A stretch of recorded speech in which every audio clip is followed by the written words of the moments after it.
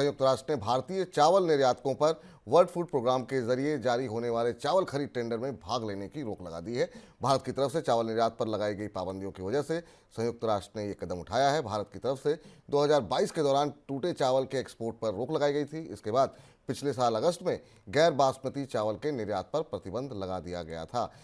Sir, इस प्रतिबंध के बाद भारत को अंतर्राष्ट्रीय स्तर पर क्या कुछ प्रॉब्लम्स जो है वो देखनी पड़ सकती हैं? विपुल, हम लोग प्रारंभ से शुरुआत से इस फैसले को फॉलो कर रहे हैं मनी सेंट्रल में, और बता रहे हैं कि भारत ने जो फैसला लिया था, इस फैसले का उद्देश्य भारतीय बाजार में कीमतों को कम रखना था।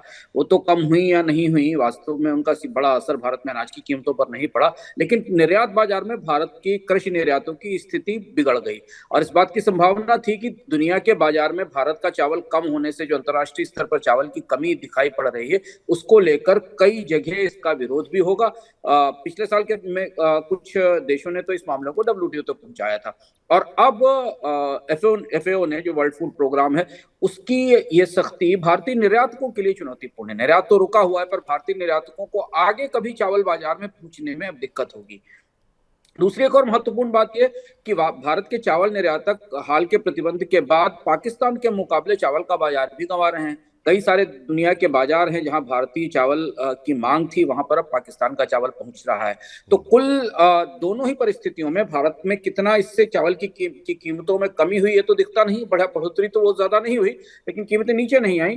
पर निर्यातकों के लिए बाजार गंवाना बड़ी बड़ी समस्या बन रहा है और अब जबकि अंतर्राष्ट्रीय स्तर से एक एजेंसी ने इसे रोक दिया है, तो इसका असर अन्य बाजारों पर भी होगा। बिल्कुल होगा। इस बीच घरेलू मार्केट में चावल की महंगाई को कम करने के लिए सरकार सरकारी भंडार से खुले बाजार में बेचे जा रहे चावल की कीमत कम कर सकती है।